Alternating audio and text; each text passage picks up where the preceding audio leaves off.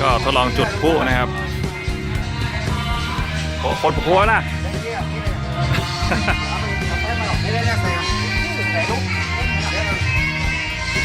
สวัสดีครับผมคมสันชาแนลครับก็วันนี้ผมอยู่ที่วัดสังช้างเขาน้อยนะฮะเขาน้อยครับก็ตอนนี้ก็กำลังจะทดลองจุดพลุเพื่อเตรียมไปงานสำหรับวันพรุ่งนี้หรือว่าอะไรต่างๆนะผมก็ยังไม่เป็นที่แน่ใจครับก็จะทดลองจุดนะฮะนี่คือพลุที่เขาลองจุดแล้วครับป่ะลองดูครับจุดละไม่แน่ใจว่าออกมาเป็นยังไงนะต้องดูอยู่ใจครับงานนี้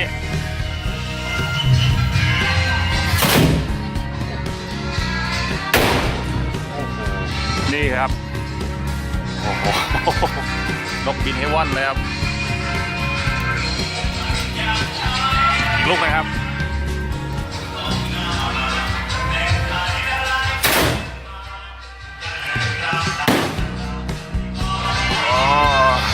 หมดแล้วครับ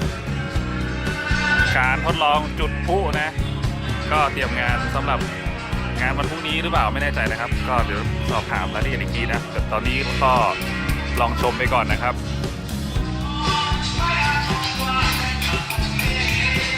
อันนี้เป็นห้องพูดอย่างครับอันนี้เป็นห้องปลาพูดอย่างฮะพูดสีขอพอได้นะครับโอ้เนี่ยนะอ๋อนี่คือพูดสีครับถ้าพูดสีจุดทดลองเข้าไปอย่างไรครับทดลองอ๋อเห็นพวกมี30กว่าลูก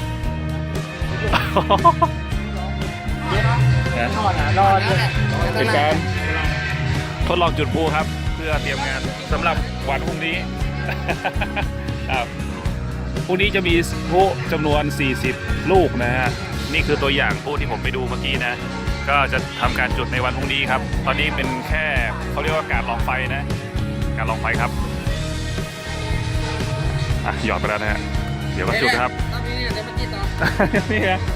นี่อยู่ไงโอ้จุดแล้วครับเสียงดังมากนะจ้าคนนี้เนาะ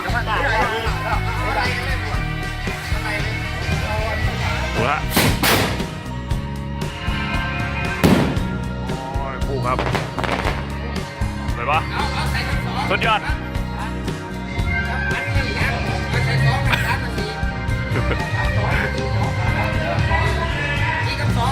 ก็ชมบรรยากาศนะฮะที่นี่ครับวัดสังเขาน้อยครับก็เขามีงานอะไรสักอย่างนะครับก็ตอนนี้ทดลองการจุดพลุจุดไปแล้วจำนวน3ลูกนะฮะ3ลูกครับแล้วก็เพื่อจะเตรียมงานพรุ่งนี้มีพลุจำนวน40กว่าลูกนะที่คร่าวๆคือตอนนี้ผมรู้จำนวนในการจุดแต่ว่าผมก็ยังไม่รู้ว่าเขามีงานอะไรนะฮะก็เดี๋ยวก็ต้องรอสอบถามนะครับตู้เจ้าอีกทีครับใช่ไหมครับว่าเปิดมีงานอย่างตรงนั้นผ่านไม่มีอย่างเราเลยอ๋อประวินีของเปิดนั่นนะครูบาอ๋อครูบาอ๋อก็เป็นงานประเพณีส่งน้ำนะครับครูบานะครับพระครูสถิตนะฮะจิตตสังวรครับก็เพิ่งมรณภาพไปได้ไม่นานนะฮะก็เป็นตู้เจ้านะฮะตู้เจ้าหลวงครับนะวัดสังเขาน้อยแห่งนี้นะฮะก็พรุ่งนี้มีงานนะครับก็เพื่อนๆที่ไหนคนไหนนะฮะที่ได้ผ่านมานะฮะหรือว่ารู้จักก็สามารถมาเที่ยวเยี่ยมชมมาส่งน้ำกู่แล้วก็ส่งน้ำประเวณีที่นี่นะครับวัดสังเขาน้อยครับก็เดี๋ยวผมขออนุญาตไปเที่ยวบริเวณรอบๆวัดถ่ายเป็นบรรยากาศให้เพื่อนๆได้ดูนะเป็นวัดที่ค่อนข้างที่สวยงามมากครับก็เดี๋ยวเข้าไปดูตรงนั้นแล้วกันนะครับที่ตรงนู้นครับนี่คือพลุนะฮะพลุที่ทางวัดซื้อมาครับที่จุดกันนะนี่คือเมื่อกี้จุดไปแล้ว3ลูกนะฮะนี่คือตัวอย่างทั้งหมดที่จะจุดในวันพรุ่งนี้ครับจำนวนพลุเยอะแยะมากมายเลยครับผมเนี่ยตัวอย่างนะดูก่อนลักษณะของพลุเป็นอย่างนี้ครับห่อด้วยกระดาษนะสายชนวนยาวๆครับรู้สึกว่ายาว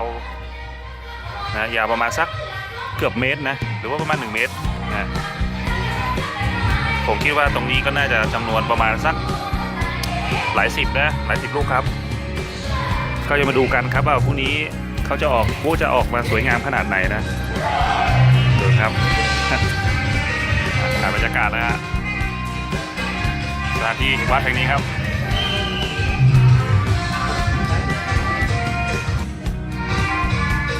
ก็ขออนุญาตนะครับทวนความนะฮะก็เมื่อกี้ได้สอบถามนะครับก็คนแถวๆนี้นะก็เขาบอกว่าที่นี่ก็คือวันพรุ่งนี้ครับที่นี่ก็คือวัดฉักข้าวน้อยเหนือนะฮะฉักข้าวน้อยเหนือครับแล้วก็พรุ่งนี้เขาจะมีงานประเพณีส่งน้ำนะฮะส่งน้ำกู่นะฮะที่ผมถ่ายให้ดูนะครับตรงนี้นะฮะเห็นไหม1 2 3 4 5เอาใหม่นะ1 2 3 4 5ทั้ง5กู่นี่คือเป็นกู่ของผู้เจ้าหลวงนะฮะที่มรณภาพไปครับก็พรุ่งนี้จะมีงานส่งน้ำทั้งกู่ทั้ง5กู่แล้วก็ส่งน้ำพระธาตุ